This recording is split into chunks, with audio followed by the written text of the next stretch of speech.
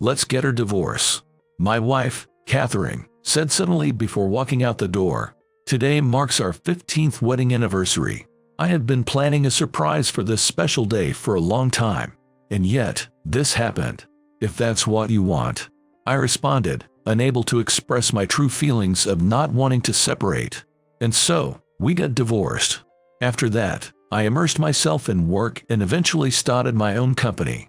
One day, when the business was starting to take off, I spotted Catherine working at a small-town diner. It was then that I learned the truth she had been hiding all this time. My name is Bob. Catherine and I had been married for nearly 15 years. I first met her on an ordinary street corner, where I approached her and struck up a conversation. Unlike the flashy women I usually encountered, Catherine had a plain appearance. But to me, she shone brilliantly, and I felt compelled to talk to her. I had never approached a woman before. Without thinking about the possibility of rejection, I called out to her, "I just thought you looked lovely." That's the first time anyone has ever said that to me. It's embarrassing. "But thank you," Catherine replied, blushing at my compliment. I didn't get her contact information, but just having her know my face was enough. The next time we meet, I'll ask her out on a date, I resolved, eagerly awaiting the day I'd see Catherine again. However, 2 months passed since the day I first approached her, and she never showed up at the same spot. It's time to give up. I was about to give up when I spotted Catherine walking with a man. Oh, so she has a boyfriend, I thought, feeling defeated. But then, Catherine seemed to notice me. "Ah, you're the one who complimented me before. What was your name?" "It's Bob." "Bob, right. I am Catherine. I was worried when I didn't see you around after that day." Worried? Why would she be worried about me? I wondered, but my question was quickly answered. Actually, I was just talking to my colleague about this. I couldn't stop thinking about you." "What? You couldn't stop thinking about me? Do I really have to spell it out for you?" Catherine looked down, blushing just like the first time we met. She couldn't stop thinking about me. Does that mean she likes me? And the man next to her seemed to be a colleague, after all. It appeared I had misunderstood the situation. "When you say you couldn't stop thinking about me, do you mean in a romantic sense?" "Yes." "I'm so glad. I felt the same way about you." And so, we exchanged contact information and made plans for a date. I later found out that Catherine had been looking for me, too. She didn't usually pass by that street, but she would go there whenever she had time, thinking I might be there. I also tried my best to frequent that street, but it seemed we kept missing each other due to timing. But I was truly glad to finally have a date lined up with Catherine. With that thought in mind, I headed to our meeting spot. When I arrived, Catherine was already there, and the air around her seemed to sparkle, even from a distance. I should have called out to her right away, but I was captivated by her beauty and couldn't stop gazing at her. At that moment, an unfamiliar man approached Catherine. I thought they might know each other, but that didn't seem to be the case. Catherine tried to back away and escape, but the man grabbed her arm forcefully. I rushed over to Catherine and shoved the man away. "Hey, what do you think you're doing? TCH. What the hell, man? If she's got a boyfriend, she should have said so." The man spat out those parting words and stormed off. "Are you okay?" "Yes." Though Catherine said she was fine, her body was trembling with fear. I hesitated for a moment, but then I wrapped my arms around her and held her tight. Catherine was startled at first, but gradually leaned into my embrace. "Thank you. Because of you, I've stopped shaking. I'm glad." "Well then, shall we go?" We headed to the cafe we had planned to visit, and each ordered something that caught our eye. After that, Catherine and I enjoyed our conversation, but before we knew it, it had already started getting dark outside. We ended up talking for quite a while, didn't we? "I have an early day tomorrow, so I should get going." "Oh, you're right. Jer, let's head out." I didn't leave the cafe until Catherine mentioned it, but I still didn't want to part ways. Moreover, the thought of another man hitting on her like earlier filled me with a rage that threatened to overwhelm me. Even though we had just met, I felt myself falling harder and harder for Catherine. Normally, we should have gone on more dates first, but I couldn't hold back. Please go out with me, with the intention of getting married." "What? Marriage?" My desire to never let Catherine go got the better of me. and I blurted out those words without thinking. This was only our third time meeting, and our first actual date. No wonder Catherine was surprised. But I didn't regret what I had said. Catherine fidgeted and averted her gaze for a while, but a few minutes later, she gave me her answer. I'd be happy to. Really? You mean it? Yes. You better make me happy, okay? As she said that, the sunset painted Catherine's face red beautifully. We dated for about 6 months after that, and then we truly got married. We tied the knot 15 years ago, when I was 30 and Catherine was 25. Time has flown by since then, and today is our 15th wedding anniversary. Every year, I make sure to take the day off for our anniversary and cherish my time with Catherine. Today, I had prepared a surprise that was different from the usual, hoping to make her happy. The plan was to go home after work, then take Catherine out to a restaurant. I finished work on time, feeling excited, and hurried home. I'm back. You ready to go? Let's head out. Wait, huh? What's with that outfit? When I opened the front door, there stood Catherine, looking no different than usual. She always dresses up when we go out together, but today she was bare-faced and wearing jeans, and her expression seemed somewhat gloomy. My first thought was that she might not be feeling well. You okay? Are you sick? No, it's not that. It's just. Catherine seemed to be trying to say something, but she trailed off as if it were difficult to put into words. What's wrong? You can tell me if something's bothering you. Let's get her divorce. What? As I stood there, dumbfounded, Catherine took out divorce papers from the bag she was holding. I nervously accepted the papers and looked them over, only to find that Catherine had already filled out her portion. For a moment, I thought it might be some kind of joke, but the fact that she had divorce papers ready meant she was serious, right? Besides, Catherine wasn't the type to joke around in the first place. Could it be that I had done something wrong? With that in mind, I decided to ask her what had led to this sudden desire for divorce. I understand how you feel, but I can't just accept this right away. Why are you suddenly saying you want a divorce?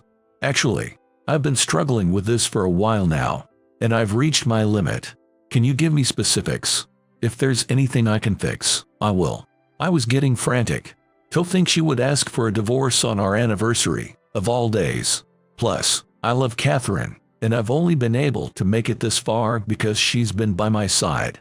I thought we hadn't had any issues up until now, but was that just my misunderstanding? Catherine only kept saying, I just can't take it anymore, so I want a divorce, and the conversation went nowhere. Looking closely, I noticed she was also carrying a suitcase in addition to her bag. The fact that she had such large luggage meant she was planning to leave the house. It was pointless for me to say anything more at this point. With that realization, I signed the divorce papers. I'm sorry for making you put up with me all this time. And thank you, truly, for everything. These past 15 years, I've been so happy. I was happy, too. With those words, Catherine ran out of the house in tears. In the end, I never found out why she wanted a divorce, but this is for the best. I want the person I love to live their life the way they want to, even if that life doesn't include me. Later, when I went to the city hall to check, it seemed the divorce had been officially finalized. Ever since the day Catherine left, I had become a shell of a man. Up until then, she would always be there to greet me with a warm meal when I got home from work. But lately, I've been burying myself in overtime to escape reality, and I only eat store-bought food after getting home. Realizing this wasn't healthy, I tried to eat more nutritious foods, but everything tasted bland. I had fallen into a slump after losing Catherine. However, something happened that made me start looking forward again. That something was a piece of advice from my senior colleague. Hey, didn't you always say you wanted to start your own business? Why not take this opportunity to do it? He was right. To tell the truth, starting my own company had been a long-time dream of mine. But when I married Catherine, I had a family to protect, and I have completely forgotten about that dream ages ago. Or rather, maybe I had intentionally tried to forget it. Catherine was the most important thing to me, and I thought starting a business would only cause her trouble. So I had locked that dream away deep in my heart. My colleague's words were a wake-up call, and I threw myself into my work with a newfound determination. More than a wake-up call, maybe I just wanted to forget about Catherine. But thanks to that, I was able to successfully launch my own company. The business gradually grew, and I was able to hire a few employees. By that time, Catherine had become a fond memory tucked away in the corner of my mind. I could recall her if I'd tried, but the wounds had mostly healed. Still, there were times when I found myself missing her. Come to think of it, today marks 5 years since Catherine walked out the door. With those thoughts swirling in my head, I made my way to a client in the countryside. The client I was visiting this time had a factory nestled high up in the mountains. It was about a 4-hour drive away. Driving on the mountain roads was quite tiring, but there weren't many places to take a break. Just then, I stumbled upon a small diner. It was surrounded by nothing but fields and rice paddies, an area overflowing with nature's bounty. Even though it was summer, the breeze felt cool and refreshing, much better than the air conditioning in my car. I parked in the lot, stretched my arms wide, and took a deep breath of the fresh air. I had never tasted such delicious air before. For the first time in a while, I felt rejuvenated. A few large clouds dotted the sky, with sunlight peeking through the gaps. I wish I could have brought Catherine to a place like this. Without realizing it, I found myself muttering those words. I thought I had forgotten about Catherine, yet here I was, thinking of her again after all this time. It's been 5 years since then, so surely she must have found someone else by now. Catherine may not have been flashy, but she was a truly wonderful woman with a refined charm. Back then, I was the first to notice her good qualities, which is why I was lucky enough to marry her. But if it were now, there must be plenty of men vying for her attention. Realizing I was letting my thoughts wander to unpleasant places, I shook my head vigorously from side to side, trying to erase the image of Catherine that had popped into my mind. A delicious aroma reminiscent of classic American food wafted from the diner, whetting my appetite. As soon as I opened the door, an energetic voice called out from the back of the restaurant. "Welcome. I can step away right now, so just have a seat wherever you like. I'll be right with you." Following the owner's instructions, I took a seat at the end of the empty counter. Though far from packed, the diner seemed to have a decent number of customers. There weren't many cars parked outside, so I wondered if they were mostly locals. As I pondered this, my eyes scanned a menu posted on the wall. It listed the usual diner fare: burgers, pastas, fried chicken, and so on. Feeling hungrier than I had in a long time, I decided to order both the burger and pasta. Ever since splitting up with Catherine, food had all tasted the same to me, and I hadn't had much of an appetite to begin with. But for some reason, today I was absolutely famished. After settling on my order, the busy lady of the house made her way over to me. "Well now, aren't you a handsome young man? What'll you have?" "Thank you. I'll take 1 burger and 1 pasta, please." "1 burger and 1 pasta, coming right up. It'll take a little while, so sit tight." With that, she set a glass of water in front of me and returned to the kitchen. Since I had arrived after the other customers, it seemed my food wouldn't be out for a while. Oh well, I still had plenty of time before my appointment with the client, so I might as well relax and wait. I gazed out the large window at the scenery outside as I waited for my order to arrive. About 30 minutes must have passed since I entered the diner. No new customers had come in after me, so the restaurant was nearly empty now. "Sorry for the wait. Here's your burger and pasta." Startled by the voice behind me, I felt my shoulders jump. That's because the voice I heard from behind was one I recognized. The hand extending from behind me deftly set down the burger and pasta. I shifted my gaze from that arm to the person's face. "No way. Catherine, is that you?" The woman standing behind me was unmistakably Catherine, no matter how you looked at it. 5 years had passed since then, but there's no way I could mistake her for someone else. Catherine seemed just as surprised to see me there, her eyes going wide with shock. But then she said something I never expected. "You've got the wrong person. I'm not Catherine." "Why would you say that? I haven't been able to forget about you since then, Catherine." "Who are you?" Catherine's body trembled with fear as she took a small step back. Our raised voices must have caught their attention, because the owner and his wife came over to see what was going on. "What's all this? What's happening? What's the matter?" "This man is mistaking me for someone named Catherine." As she spoke, Catherine hid behind a couple. "Oh boy, a case of mistaken identity, huh? Well, whatever it is, I don't want any trouble here." The owner scratched his head, looking annoyed by the whole situation. Seeing Catherine cowering behind them, I couldn't stop the tears from welling up in my eyes. Perhaps sensing there was more to the story, the owner's wife asked me a question. "Hey, what happened? I'm happy to lend an ear if you'd like. Actually, that woman looks just like my wife. Well, my ex-wife, to be exact." She suddenly threw divorce papers at me and walked out. Oh my, so that's what this is about.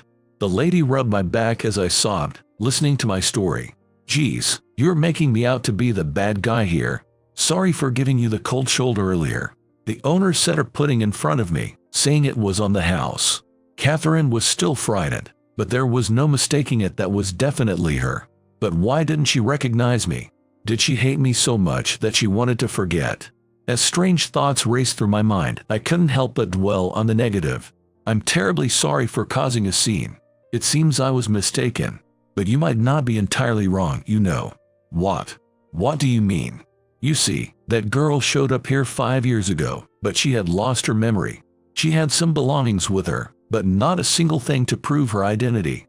As I listened to the full story, it turned out this woman had appeared 5 years ago, right around the time Catherine left me. But was this woman really Catherine? Her appearance, voice, and mannerisms were all Catherine's, but she insisted she wasn't. And seeing how terrified she looked, I was starting to have doubts myself. We call her Sarah for now, but it seems she can't remember her real name either. If she really was your wife, maybe being around you would help jog her memory. Being around me, you say? If this woman truly was Catherine, I wanted her to remember me, and I wanted to know why she left me that day. However, I had a business meeting with a client today, so I couldn't stay and chat for too long. After taking a moment to collect myself, I paid the bill. "If you really do know that girl, I hope you can help her out. She always puts on a happy face, but sometimes I catch her looking lonely." "I understand. I'll think about it." With countless thoughts swirling in my head, I headed to my client's office. I couldn't focus at all during the meeting that day, but somehow I managed to land a contract. I stayed at a nearby inn that night and decided to take some time off starting the next day. In the morning, after getting ready, I made my way back to the diner from yesterday. The owner, his wife, and the woman all seemed to be there already. "Well, if it isn't the fella from yesterday. Come to think of it, we never got your name." "I'm Ethan Brown. This here's my wife, Hannah." "Oh, hello again. About what we discussed yesterday. If that woman is Catherine, I want to help her regain her memories." I stated my intentions clearly. The couple seemed surprised at first, but they agreed with my idea. From that day on, I fell into a routine of eating breakfast, lunch, and dinner at the diner and staying at a nearby inn. At first, the woman was wary of me and wouldn't talk much, but gradually she began to open up. Then one day, she said something unexpected. "You know, I've always thought I wanted to work somewhere close to nature. That's just like Catherine, my ex-wife. She always said she wanted to connect with all sorts of people. That person thinks the same way I do, huh?" From then on, I kept bringing up topics I knew Catherine had liked. Perhaps thanks to that, she let her guard down and showed me something. Could you take a look at this?" As she spoke, she held out a single dried flower. I recognized it. It was a cyan flower, the one I had bought for our 15th wedding anniversary. This dried flower, it triggers something in me, like it's trying to call up a memory. That's why I was scared to look at it too much. "I know this flower." "You do?" "If I remember right, it's languages. I won't forget you." "How did you know that?" "I just looked it up recently. Not many people have a flower like this, right?"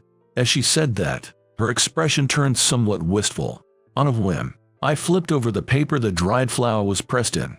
There, I found something shocking written on the back. "This is the letter I wrote to Catherine." On the back of the paper with the dried flower was a letter I had written to Catherine. The very edge of the letter had been cut off, but I could tell it was definitely the one I wrote. So the woman standing in front of me really was Catherine after all. But why did she have the cyan flower? She had left before I gave her the flower. As I pondered this, Catherine's expression changed to one of realization. I might have been married to someone. "What makes you think that?" "It's just a vague feeling, but I think I lived with someone." Looking at the dried flower brought back some memories. Catherine had a hard-to-read expression, as if she wasn't sure whether she wanted to remember or not. In that moment, I wondered, would remembering really bring Catherine happiness? As I wrestled with my own feelings, Ethan, who had come to check on us, called out to me, "What's with the grim face?" Actually, she was Catherine, my ex-wife. Well, isn't that great news? But it seems she still doesn't remember me. I spoke to Ethan in a low voice so Catherine wouldn't hear. Honestly, I was incredibly anxious. Even if she remembered, Catherine might hate me now. Come on, man up. My wife Hannah and I are always fighting. We've even talked about divorce before. But now, she's my most cherished partner. Hearing Ethan's words, I thought back on my life up until now. No matter what part of it I looked at, Catherine was always there. Even if she hated me, I didn't care. I had to find out why she left me. And so, I took Catherine's hand as she agonized over her memories. She seemed startled for a moment, but then she squeezed my hand in return. Perhaps feeling reassured, she closed her eyes and took a deep breath. After staying like that for a while, she slowly opened her eyes and turned to face me. "Bob, you remember?" "Yes.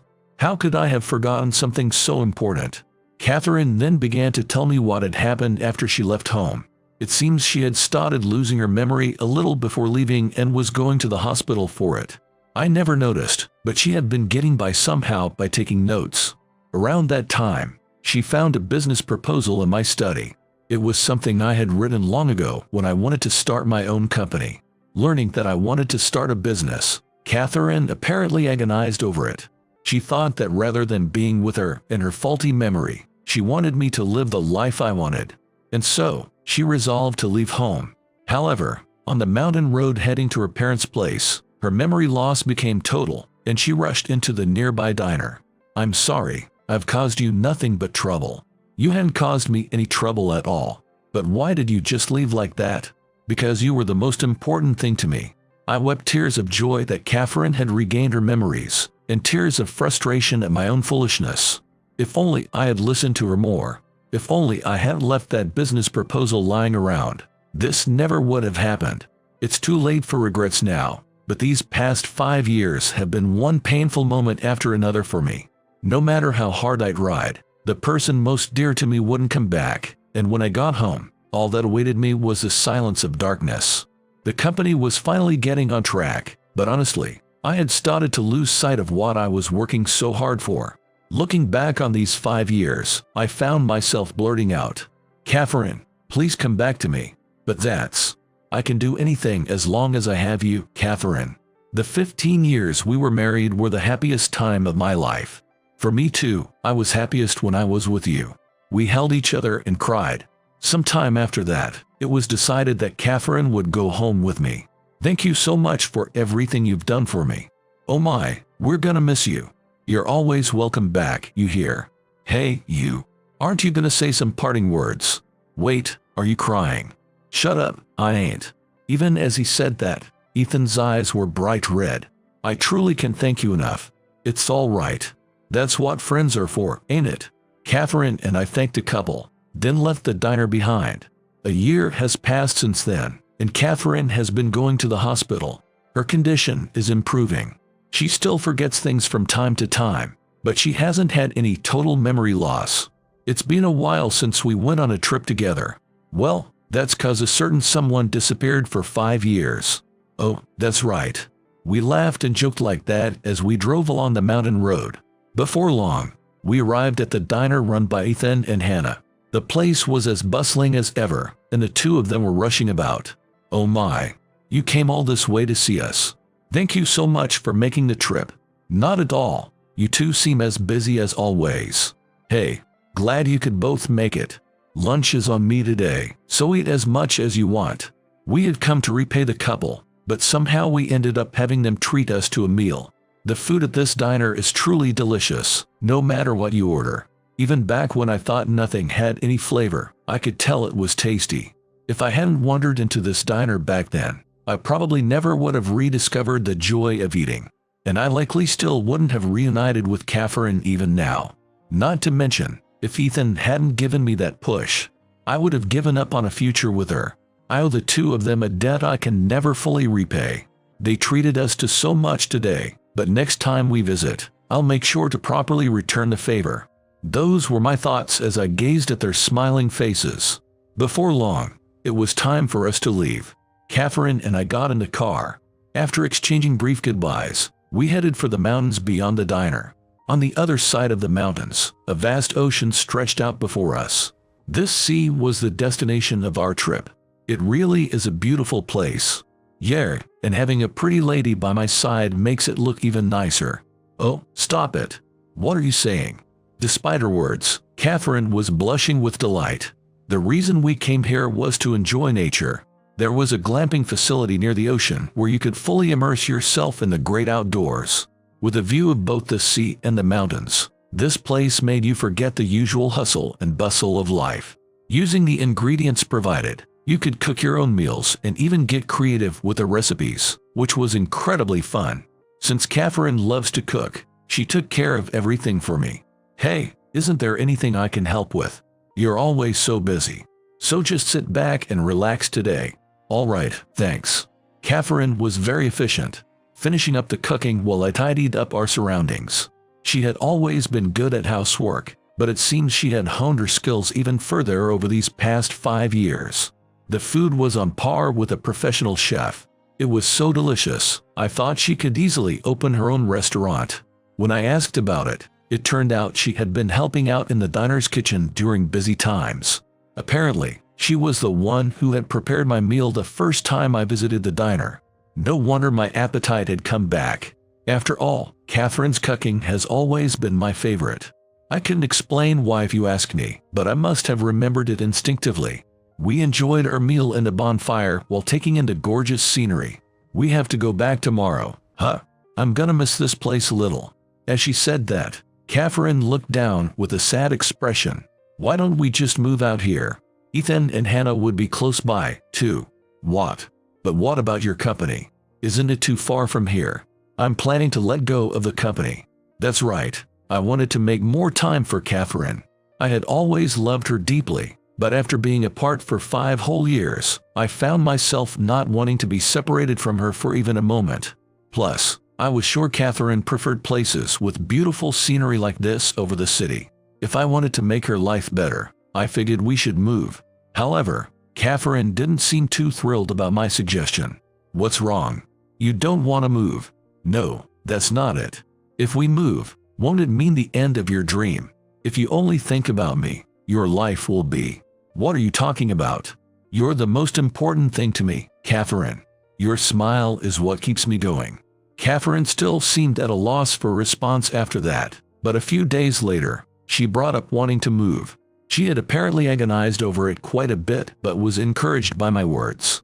We're husband and wife, so there's no need for her to hold back, yet Catherine never changes. She's the type of woman who always walks one step behind me, putting me first in everything. After that, I sold my company, and we moved to a town near the ocean. It was the kind of rural area where you'd be inconvenienced without a car, with trains running only about once an hour. There weren't many street lights, so you couldn't really go out at night, but when you looked up, you could see beautiful stars.